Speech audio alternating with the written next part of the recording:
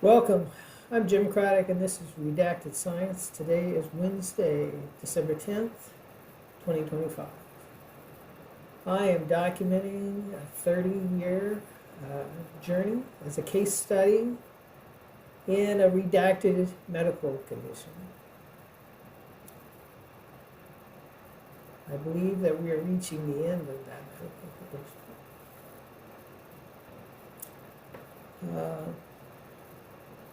I'm not going to go over too much of the history today. I've done that in many previous videos. Instead, I'm going to talk about what's been going on right now. But I will cover a little bit. And so, in essence, in 1995, I developed a condition, hyponatremia, because my body would not let go of fluid. And as a result, I didn't sleep for a couple of weeks. I had a lot of issues. It was all as a result of starting on some antibiotics, threw my gut out of balance. I had a totally ulcerated stomach. They couldn't figure out what was going on, but what it was an internal candida infection. And they didn't ever figure it out.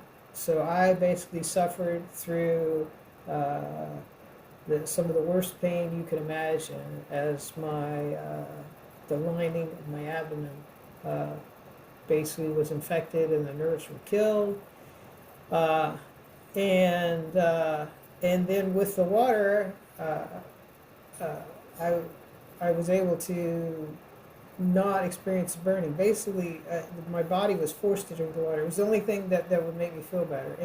And so the thing you kind of latch onto when you study this condition is that you're forced down a path.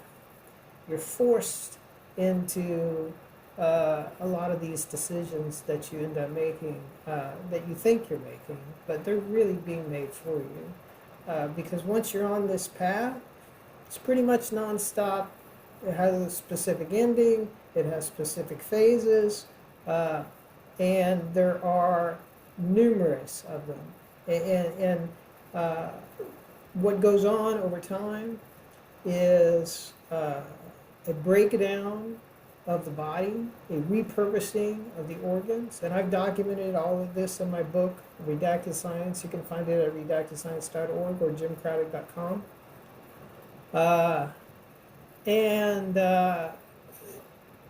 basically your physiology enters into something that's currently not documented. However, it was documented. And how do I know it was documented? Because the only reason that I'm in this state is because I found the case study in a diagnostic manual that listed the original cohort of people they did this to. And it was around the turn of the 19th century, and it talked about how many years that could add to their life, 2 to 3 decades, and here I am sitting at 30 years since I did that. I have now passed 30 years since I did this to myself. So I was dying, and essentially my kidneys weren't working right because of another decision that I made, because my kidneys weren't working right. It's very complex to go into all the beginning of it. But I found this case study while I was in a mental institution because I couldn't sleep. And so I committed myself to try to, I was like, give me whatever medicine you can make that will knock me out, because I have not slept. And meanwhile, I started having all these weird side effects while I was there, just almost immediately. And so I knew that they weren't treating the right thing. I asked to look at something that they had, some books behind the counter that were medical books, and I just started reading them. And I started looking for polyuria, which was my main symptom at the time, and trying to connect it to candida. And I eventually found this thing called terminal onset diabetes insipidus with candidiasis major.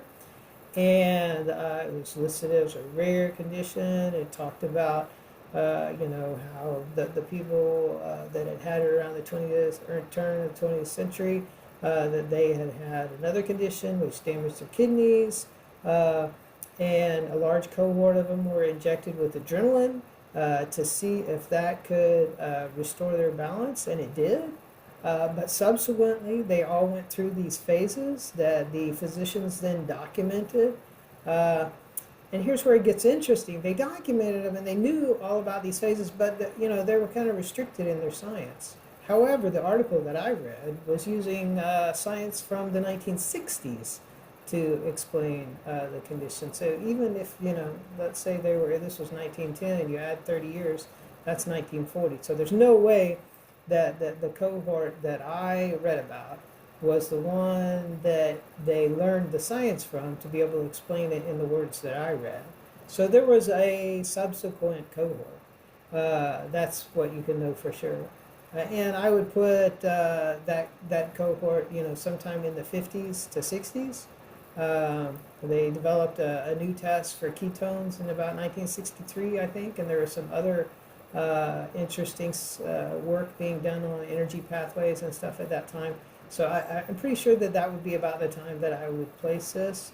This program may still be in use. I don't know. But what I do know is that right in the article itself, it said that they were going to reclassify the condition. And that was a little confusing to me. Like, why would they reclassify this condition? And it was also confusing to the author. And he expressed that you'll have to read the book for the full explanation of what the reclassification was and how it relates and how it doesn't relate. But essentially, they reclassified it to something that would look very similar in the end, easily enough to be confused, and with the purpose, and this is me, kind of being theoretical, but with the purpose of, well, because the fact is, so here I am 30 years later, no one's ever found anything wrong with me, right? So until in July, but knowing that they could just explain it away, if anybody ever did end up with this condition, it wouldn't be found until that person passed away, and then they could just explain it as this other thing. And then you wouldn't have to know that, no, this is like an alternate physiological condition. And it's honestly, it's evolutionary. And why do I say it's evolutionary? Because of all the steps that every person in the cohorts went through, that was explained with organic chemistry and talking about the gradients and all of the changes that were going on inside and ketones and just all these different things. And once again, you'll have to read the book. But these things are sequential, and they go in a specific order, and you can vary the length of them if you do the right things or the wrong things. It can be shorter or longer in each phase. But they go through these very specific phase transitions, and I can tell you these transitions are basically, they're torturous for a week or two, but there is a moment in there when the switch flips, and your body is doing something very different, and it may take some adjusting. But at each one of these, I've documented those phases in my book. And then in this last phase, which I've now been in for 3 years and 11 months, in this last phase, you go through just the way they described it was a rapid unwinding of all the previous phases, basically just kind of going backwards through them. And you're not literally going backwards through them, but the symptoms that you experience are you going backwards through them. As basically everything that the body has done to compensate over all this time finally just says, okay, I can't do anymore, and it starts unwinding the whole thing. And so that's what I've been going through for the last, almost 4 years, and I can tell you it's been very difficult. And I will tell you what makes it the most difficult is not how hard it is physically and mentally to endure the conditions. No. That's not it. What makes it so hard is the fact that they redacted it, so I don't have any type of primer on, okay, here's the sequence, here's what to expect. All I have is my memory of the article, okay? And so, and there's more than one path that people can go down, so it's very confusing to try to remember all this after all these years. Even though I read it over and over and over at the time, and looked up every word in it that I didn't know in another book that they had. And I really, I've got a degree in chemical engineering, and I've taken, cellular biology and genetics and things. So I have some grounding in the basic science of what they were talking about. But there was some of it that was definitely over my head, okay? And I've gone into in the book the things that I can, remember and explain. But there was lots of it that they explained with advanced organic chemistry, like once again, that was not around until after the 60s. I mean, the Krebs cycle, we didn't even have until the 60s, and it's fundamental to this whole thing. So, anyway, so where am I today? So, I have been experiencing for the last, I don't know, obviously 3.5 years, I've been having a lot of things go on. The main changes that you notice physically are to do with digestion and urination. And so you notice changes in your bowels, and you notice changes in your urinary habits, and the electrolyte content therein and things like that. But that's the only thing that you really notice. The blood tests, they always come back normal. The only thing that we finally found was I had them do a blood gas when I was at the Cleveland Clinic in July, and it showed that basically my body is definitely in a state that shouldn't allow me to be walking around, and that I'm gaining energy from some other source than regular source, because my oxygenation levels are not normal and my blood pH is not normal. So you would think, I left there and my physician said, I'm glad you made it home. And he agreed to share my book with his students or his residents. And so you would think, well, that must have led to something quick. And no, it led to, various more phases of changes and suffering. I weighed 150. I got up to, I don't know, over 170 during this last 6 months. Kind of my set point became 162 most recently. And then over the last, I don't know, couple weeks, I gained 5 pounds. Now, you're thinking, that doesn't sound like much, but you don't know. All my cells are apoptic. I literally cannot generate fat, okay, and I can't really store fluid very well in my interstitial spaces, because everything is apoptic. So there's very little room, and it's documented in this article. They talked about how, even though they would go through all these phases, that because their cells were apoptified, that they didn't gain or lose large amounts of weight. So during all this, my top was 180 something, like right before this last phase hit in 2021. And my bottom has always been about 148 to 150. Usually I hit that somewhere in the middle of a transition. And as my body, one of the things that happens just about at every transition is polyuria, because what you get to is a point where electrolytes have built up so much in your system that they begin overflowing. So your body does everything it can do to get electrolytes out, which means, hey, just turn the valve and get all the water out too. And because everything is a little cross-wired with this. So it's just like, okay, turn on the valve and that will get the electrolytes out. But it really, obviously you get the water out too. So it's kind of self-defeating. So where am I right now? Let's get back to that. So I gained 5 pounds. And then in the last 2 days, I lost those 5 pounds. I've had changes in my bowel habits. And uh, over the last, oh gosh, 4 years, I've had a lot of changes. All right, and they're significant. I mean, definitely trends. Like you go one direction and you go another direction, and you know. But for the last, I don't know, year and a half or something, uh, had kind of pretty consistentness to things. Not what you would want, but pretty consistent. I'm trying to avoid being too graphic here. And then I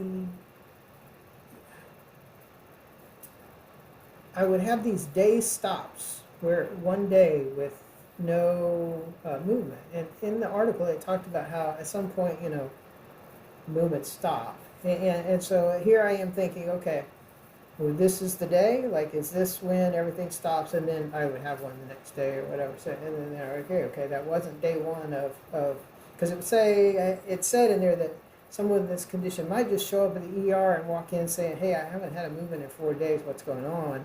And think they had like a bad stomach ache or something like that. So, uh, uh, so anyway, I've changed the frequency, consistency, all that, coloring has all changed, and I know you're tired of listening to all that, but that is the most significant indicator I have to indicate what's going on, and the weight. And so at this point, I think my weight will probably like begin to drop off. Continue to drop off, I should say. I don't know for sure on that, but what I do think is that I've hit the point where the liver, so this is hard to understand, but there's this concept you can read about in my book called pseudo-urine, and that's because the ureters are severed in an earlier phase, and you're thinking, okay, well, that's impossible. This person can't have severed ureters because their fluid would build up and stuff like that. Nope, because the system's got a solution for that, and the solution for that is a change in pressures in the body that causes, and the way the fluid sits, and if you look in the book, there's a diagram of the bladder and how it sits and everything, but basically, if you can get the bladder to fill up, okay, when it drains, it causes suction inside it because it's a gravity effect, okay, and so that pulls fluid through the bladder itself, through the walls, into the bladder, and the bladder is acting like a kidney at this point. If you think about it, it's acting like a filter. And so there comes a, but that causes suction internally that builds up over time, and eventually that suction gets to the point where it can damage the liver. And so that was, I think earlier this year, and I think around March.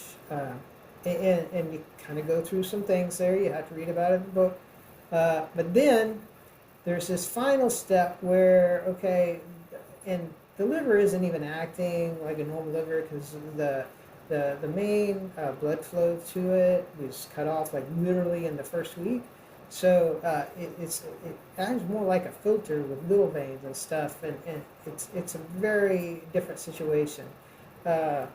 Anyway. So when you get to the point that I'm at now, the liver itself has been exposed to sugars or alcohol, I think in this case, and so the liver has been apoptified in and of itself. Okay, and inside it has these little candidiasis cells that are basically just wrapped in salts there, and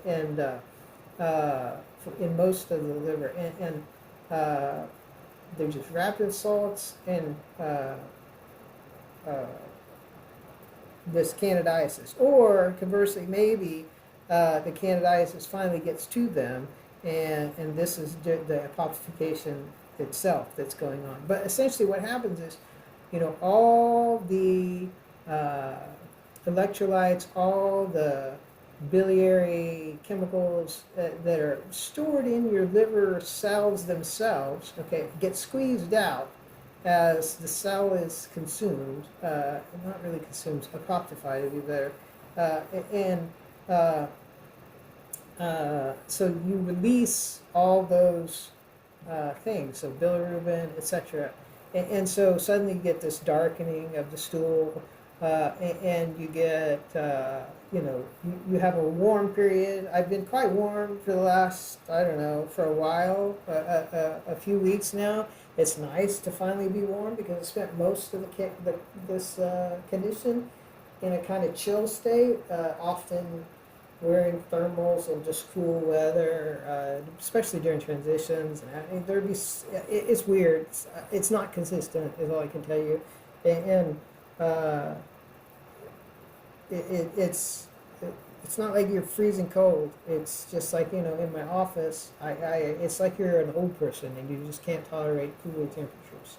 Uh, and this is, from the time I was, 30 on. I always had a heater in my office and things like that. So that's where we are, I think, right now. And if we are there right now, the book said this is a pretty dramatic transition with just a couple weeks left after this point.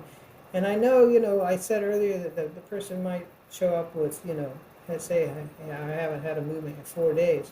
So you've got 4 days from a movement. And move today, so we got 4 days. That's all I can literally tell you at this point.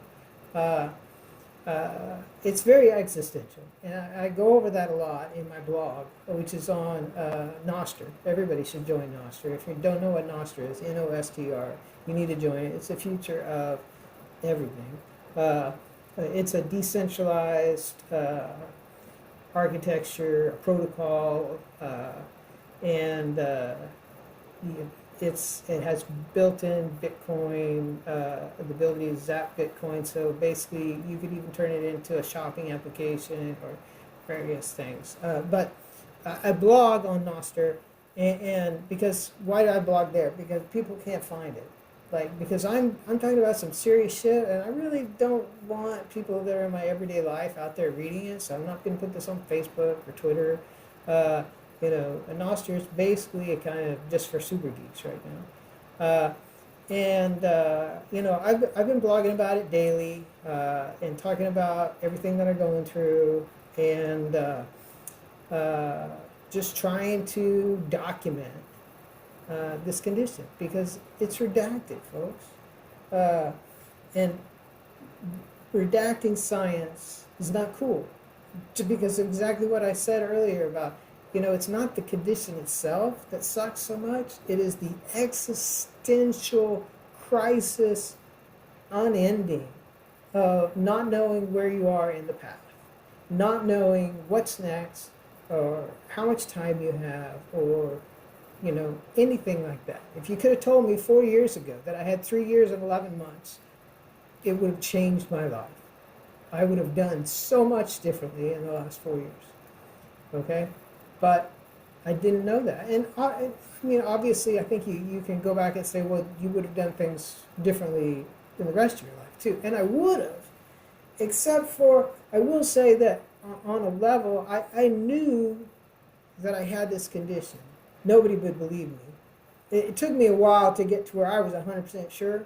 Okay, I came out of there trying to tell my brand new doctor, who was in his 20s, hey, I've got this condition. My kidneys they're working in reverse, and and he's like, I've tested your kidneys, everything's fine, it's cool. And I'm like, you don't understand, like I don't know how to explain it to you. I've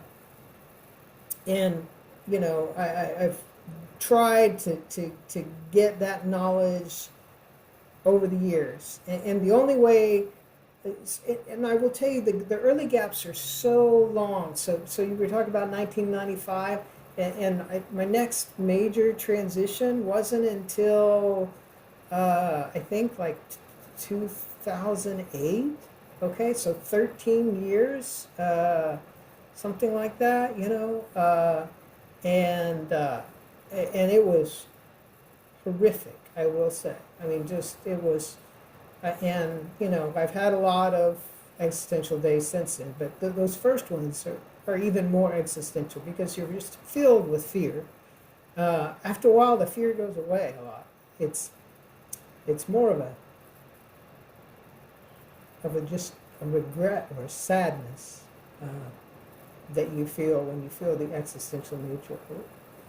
But I have finally, in 2008, I was like, okay, yeah, this is pretty real here. I'm going through all this stuff. Nobody can find anything wrong. And of course, every major transition like that, I go get every medical test done. And there's actually stuff that happens like between transitions, like you get this liver pain at times, because, like I said, and none of the normal imaging is going to find that because they don't look at the blood flow in your liver. They look at, okay, does it release biliary fluid if I inject this chemical into you? Does the structure look okay? And everything like that. And the structure and everything looks okay, supposedly, up until it gets to your pancreas in like the very final stage. Like when, and so obviously I don't believe I'm to that point yet because I'm pretty sure that'll hurt. But been through a lot of pain, so trust me, and a lot of abdominal pain, a lot of it attacked all the muscles in my legs, in my arms, in my back. It tightened everything, it loosened everything, it tightened it again, and it loosened it again, and it retightened. So that's and all of that is things like the cellular apoptification, and then when sugars hit it, they cause it to shrink more, and I can't honestly explain everything. All I can tell you is that I'm like an inch and a half shorter now. I've got osteoporosis. I have been through a lot, and so in 2013, I had another transition. It was hell. So what you have to realize is that during these transitions, your body is physiologically finding a new way to function. And so your hormones are just like off the charts, going different ways than they normally would, okay? And so you deal with like severe depression and pains, and then maybe just like complete alertness, inability to sleep, things like that. Anyway, so the 2013 transition hit me, and I remember kind of when I thought, okay, I seem to be pulling out of this, and thank God to my mom, because at the time I was married to a different woman, and I didn't want to burden her and my son with just the darkness of my days for a few weeks. And so I went and stayed with my mom she lives, I don't know, a mile away, so, and I stayed at her house, and she would feed me and, just let me do what I needed to do. And I worked my way out of it once everything kind of settled down, and I went and ran down the street, full speed, as fast as I can. I'm like, if this doesn't kill me, then I'm okay, and I'm going to keep going. But I know my life is different now. And so that's when I really made the decision of, I went with 100% certainty I have this, but, I really don't know anything else. I don't have a timeline. I don't have, anything else. I mean, I don't know when the next thing is going to occur. And I was kind of unhappy. So I got a divorce, and I got in shape, and I dated, and I found the most wonderful woman.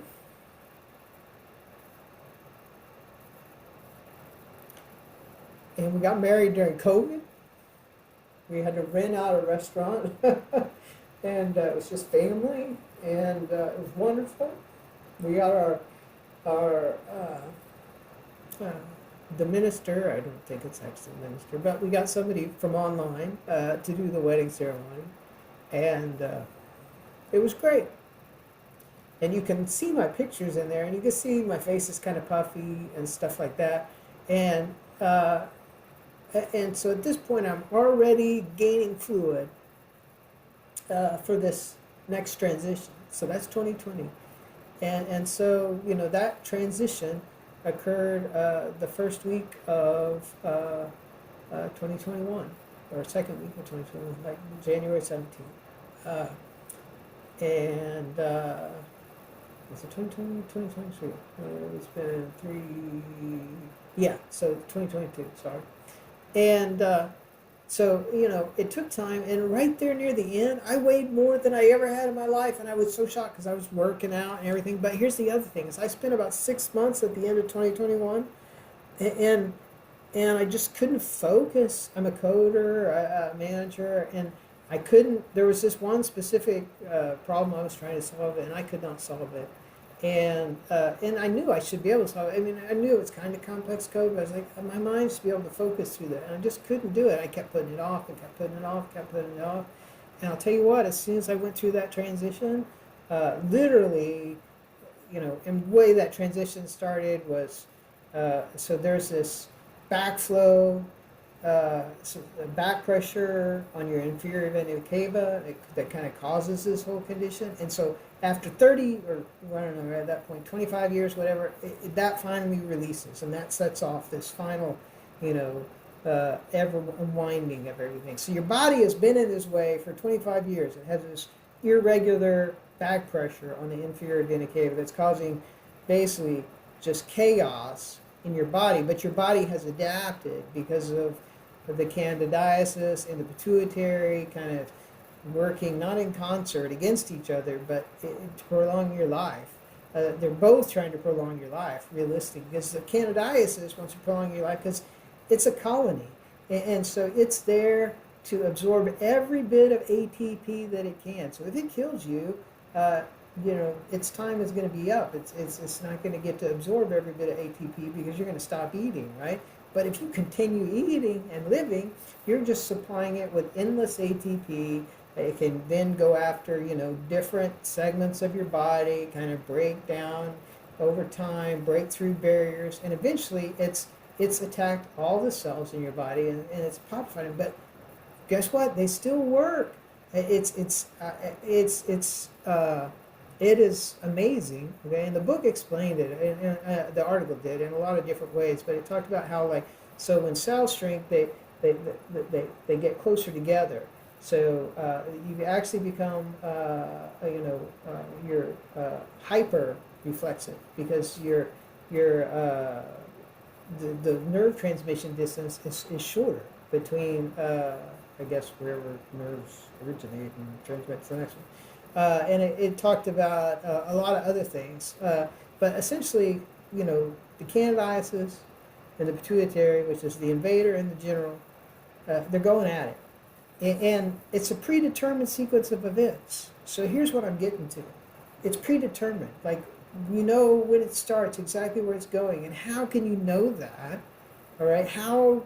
Because there's all these things it's levers that are going to be flipped and switches thrown and biochemical changes are going to go on, and it's all preordained. And how can that be for this 30-year sequence? That is too complex to be a disease. It's not a disease, and it's also not an infection. Okay, this is a parasite, kind of. Okay, but it's more of a coevolution. So what this means is candidiasis, okay, is a biochemical computer, and it's programmed itself through eons of attacking living things, okay, to do certain things. And when it finds a system like mine, okay, that is compromised, and the way it gets compromised is early on in 1995, you make this decision because your kidneys stop working and everything, and you cause this back pressure, and that back pressure then causes, you to be able to continue doing things, but then I'm not going to go into all of it, but let me just say you're compromised, so your immune system is compromised, so it doesn't fight off the candidiasis like it should. Now, part of it still fights, but part of it doesn't, and I don't remember the specifics there. But you get this going on, this battle, okay, and both of them want you to live a long time. And so the pituitary is doing everything it can to keep everything moving, and at the same time, the candidiasis is trying to break down every barrier it can, but do so in such a way that you aren't put into a critical state. And it's ingenious in the things that it does and attacks in the order it attacks them in, and it causes the pituitary to have to do certain things, and those things have these kind of second order effects and third order effects, and those help the candidiasis in the end. And so you get to a point where, hey, every cell's been compromised. Like you're really not. Yeah, you're just barely running on kind of what your liver can do. Okay, and so you're supposed to avoid sugars and alcohols and I'm sorry. I I generally have avoided a lot of sugar through the last decade of my life. Not before that, I can tell you. Before 2013, I didn't. Once I was sure, I became much more of a hey, I like protein guy and veggies, and I tried to stay away from sugars. I never drink anything with a sugared drink except for alcohol, and I would only have one if I did drink. And pretty much I didn't drink. I would go for long amounts of times without drinking until I started dating, and then I got to where I had to have a good sized drink. Just because it makes you relax and everything else, but still, this is like not good for my situation. It kind of every time it accelerates a little bit, or not. Yeah, essentially, it causes things to move faster. So it's a complex condition, and over the last 4 years, I've been through so much, but no. I mean, yeah, I've been in pain, but if I was to measure the pain that I have felt over the last,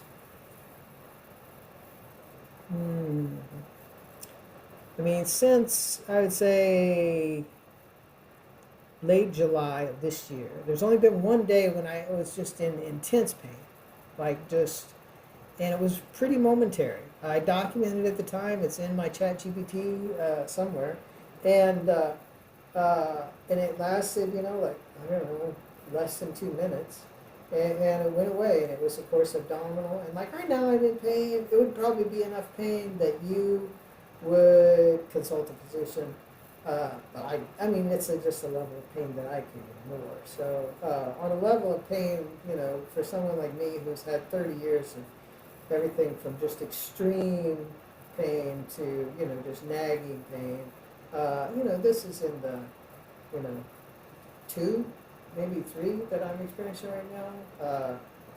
You would probably put it at like a 4 or 5, I guess. I can take what you would put. Let's just say we have different pain scales. Yeah. Anyway, so why am I recording today? I guess I think I'm recording today because I feel like there's a greater than 50% chance that I'm kind of syncing up with the ending narration in the article that talked about how everything comes to an end. And of course it's during the holidays, and of course it's during the emergence of AI and authoritarianism and Bitcoin replacing everything on a monetary scale, and the rise of China, and it's just the world is so interesting to me, and it's probably more interesting to me right now than it has been at any point in my life. I just see so deeply into the things that are going on, and I think there's a lot of economists out there that see these things, and I think the AIs are seeing them, and they don't want you to know what's coming, but hell is coming. I don't know what that's going to take the form of, I don't know, but what I can tell you is from a physical point of view, every country on earth is in kind of dire straits, except for, well, even China in some ways, but I think people have overblown that. Yeah, they don't sell that much to the United States now, but every other country on earth is going to sign up for their shit, because they've got the best stuff in the world. They got the most engineers, and guess what? In the 21st century, he who has the most engineers wins. All right, period. Because nobody's going to nuke anybody. All right, unless they're just some poor country with just no hope. Okay, because they're going to be extinguished immediately. No, the future, the wars of the future will be fought electronically. And so, I'll show you a good book here. Hold on.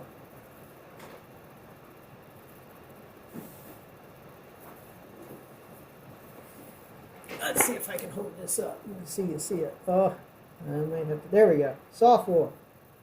There you go. Yeah, you should be able to find a copy of this book if you look somewhere.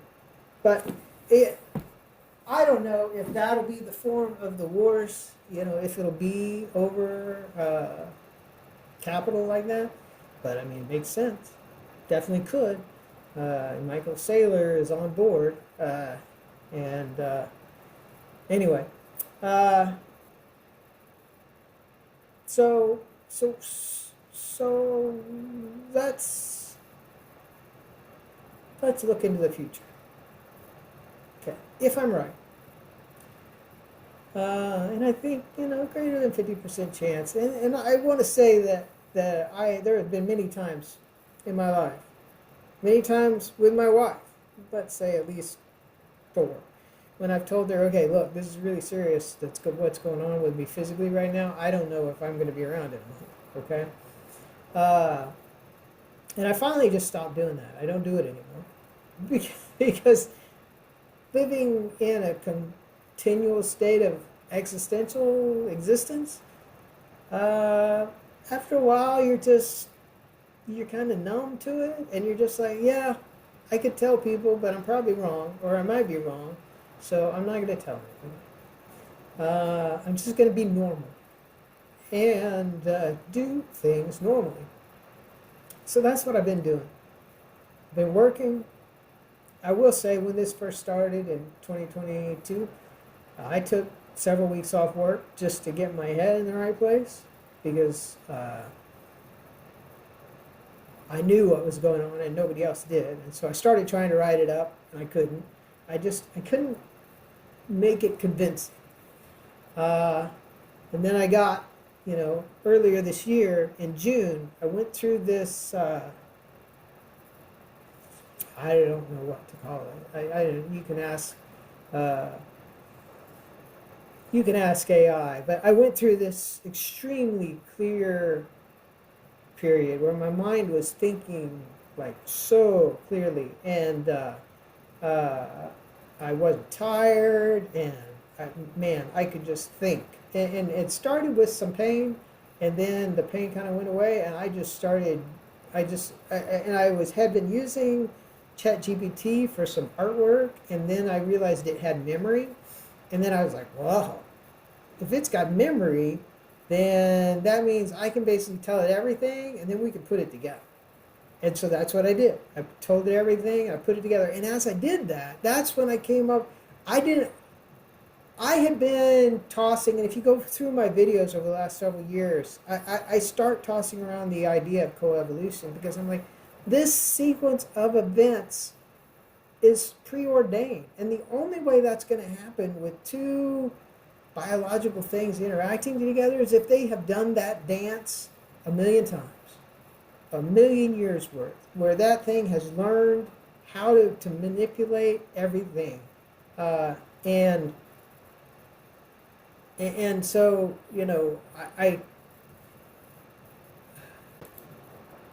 so ChatGPT didn't tell me that, okay? I had already kind of put it together, but then I started working on it with ChatGPT, and I said, okay, so is there any other possible explanation for this, like, 3-decade-long cohabitation, if you want to look at it that way? I don't know how else to say it, with predetermined steps that had been documented and everything else. And like the obvious answer is no. Like this is obviously something that that organism, it got this far, right? And so in funguses, the way that uh, you evolve is you live the longest. Okay, he who lives the longest is the most evolved.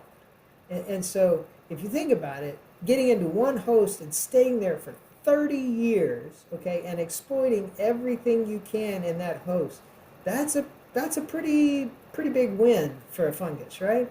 And so that's probably the most advanced form of the fungus.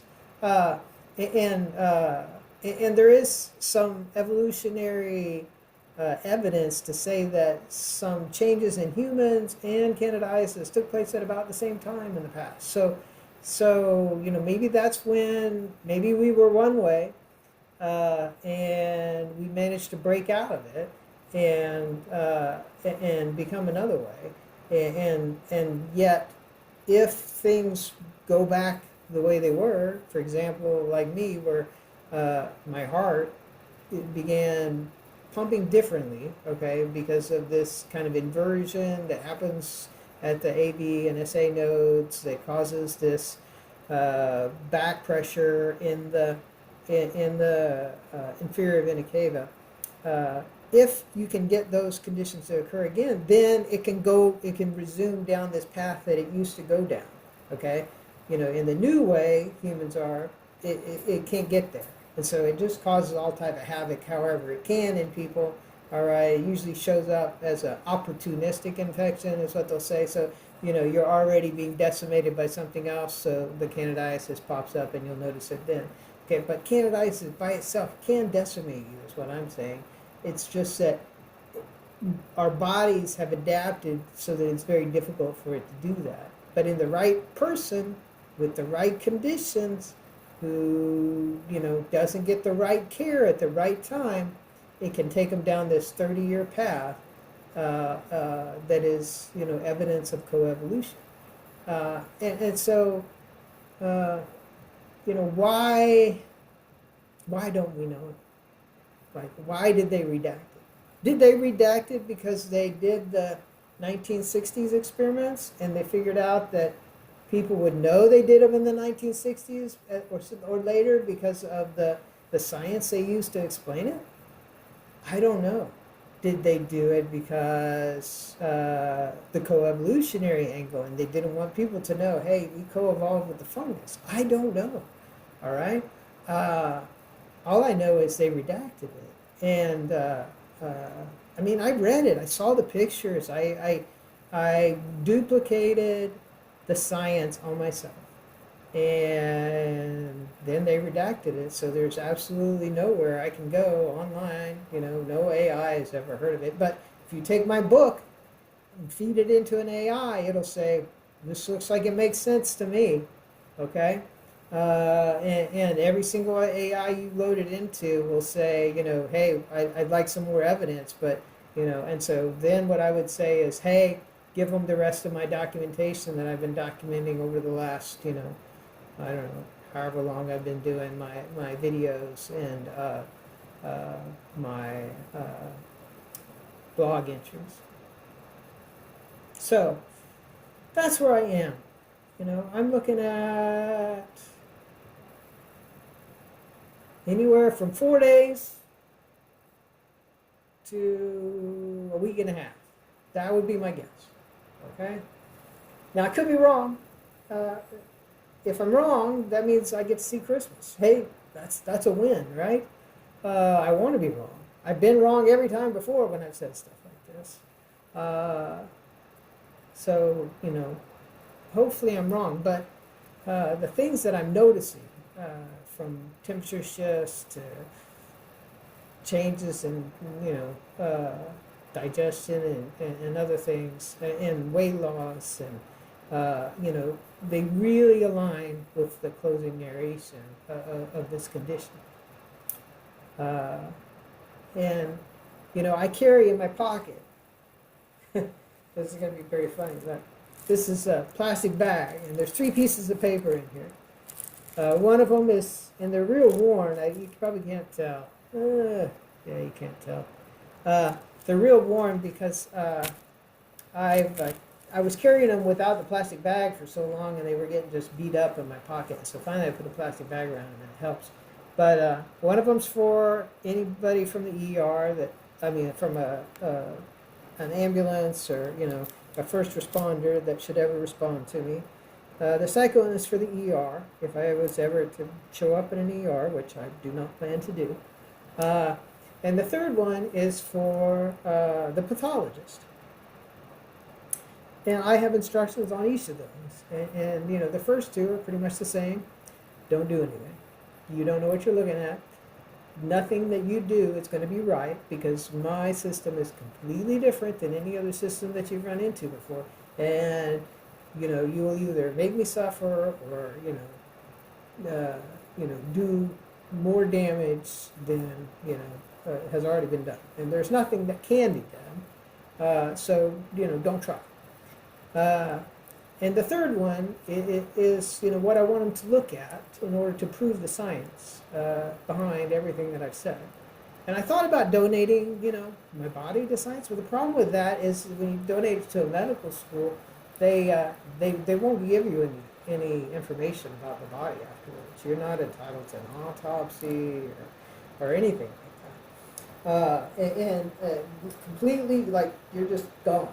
And that is, that's a horrible way to do things because I think that, it would be a great solution if I could just say, hey, yeah, I want people to check out my body afterwards for science. So instead, I have to get a private pathologist report. But that's fine. I don't care. It's the right thing to do. And, it's the right thing to do. And so how do I put this all together? How did I do all this? I mean, it seemed pretty natural along the way.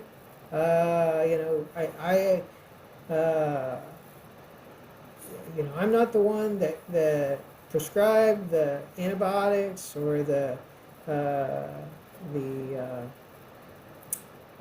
medicine that caused my stomach to get ulcerated. But I'm the one that figured it out. I'm the one that put it all together. And it's just looking at it and being the only one with all the knowledge of everything that went on. And knowing that I read the article, that I duplicated the thing, that it literally, within an hour of me duplicating it, like my whole everything was different. My temperature was different. My hunger, urination, bowel movements, everything changed within the hour that I managed to duplicate the science. So, do they not want people duplicating the science? I can understand that because it changes you, and so you become something the system isn't built for. But should the system be built for it? Like I'm a person. Should I not be able to get care? If they had not redacted this science, it would be possible for me to know more about where I am and to get, coaching on what to do when so I don't know. To me, there is no ethical dilemma here. It's just obvious. The science must be known. Like, you must unredact the science, and so that's what I've been doing since June when I started writing my book. Man, I just sat down. I wrote a whole book, documented it all. It's on IPFS. I've got my son has backups. It's on my website. I don't know how long he'll keep the website up. I've tried to give him instructions to keep it up forever, but it's real, and I think AI will find all of these things like this that they've hidden, They must have hidden more shit from us. Like if they've hidden this one, they've hidden something else. Uh, but AI will find it, and so what will AI do with it? I don't know. But that's why I've got it in all the places I've got it, is so that hey, at some point, and I've sent it to every researcher I can think of, every evolutionary scientist, and nobody's ever responded to me, and I don't know why. I'm not some fruitcake. I'm a reasonably intelligent dude with good education who's proven himself throughout his life, doing a great job, and raising a family, and through it all, through the worst, like just dedicating myself to normal existence. Uh, and so somebody will latch on. Somebody will realize that hey, he was telling the truth, and he never stopped broadcasting his condition from the time I started my book. Well, really, it starts before that, because okay, my book starts at the very beginning, okay, and then I've got 2 or 3 years of videos that I record every once in a while to update you on my condition, and that definitely covers all the muscular issues that I went through and things like that. So there's a lot there. And I got various medical tests done. Those are all online. Anybody can look at them. So I'm just trying to do my best to get this back into the world of science. And, we'll see how that goes. To those at work, if you ever watch this, hey, I realize we're right in the middle of a transition with stuff, got applications being developed. I've done my best. To family,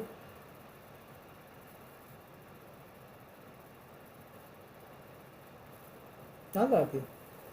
And I'm so happy.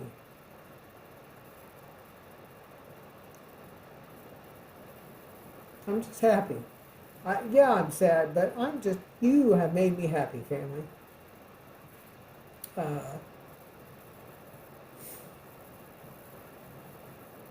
I'm very lucky to have had these 30 years.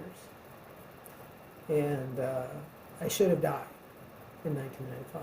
I would have died if I hadn't found a way to save myself. So I'm just very lucky and very thankful, and I hope that you remember me as not as the sick guy. I hope you remember all the fun times, and I wish there had been more.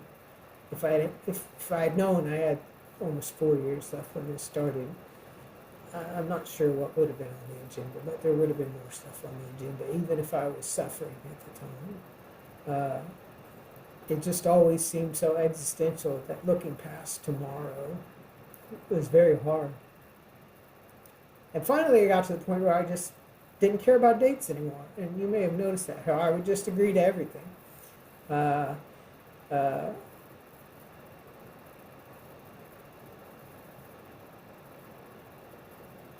Yeah. And to everyone else who's reading or watching this or has read my book or anything else, thank you. I ask that you share it. I ask that you, do what you can to put it in front of people who will put it under consideration and get it studied.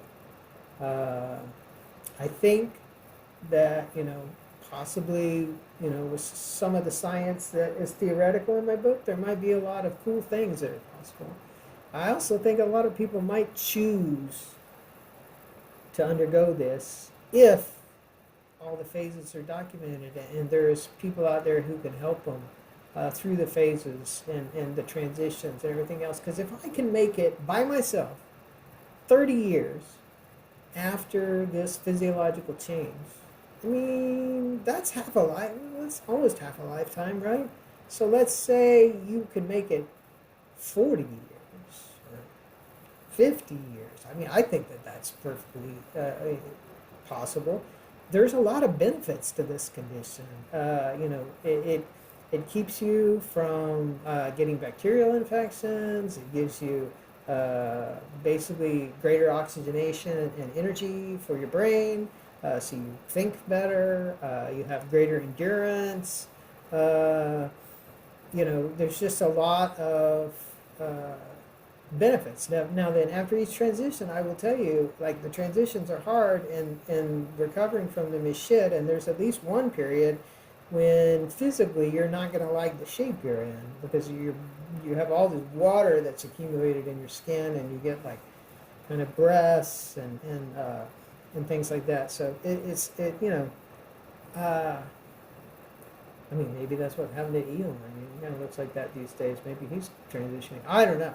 But all I'm saying is that I think that long term, humanity needs to look at this and say, hey, is this something? Because in the future, there's going to be a lot less people, and science is going to be a lot better.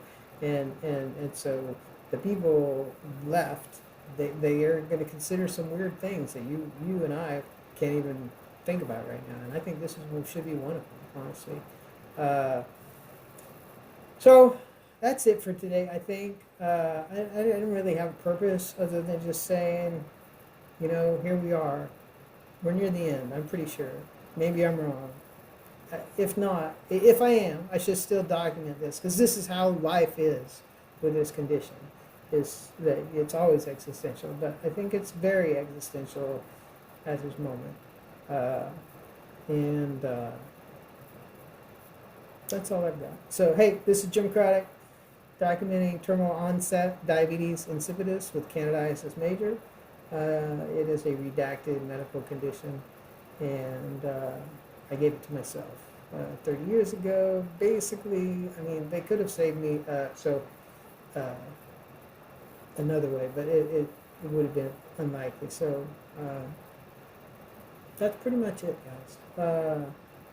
We'll see if there's another video. I'm not, this is a pretty good way to close things out, honestly, if it goes from here. But if I have a chance, and I'm definitely know that, hey, things have progressed, I will do another video.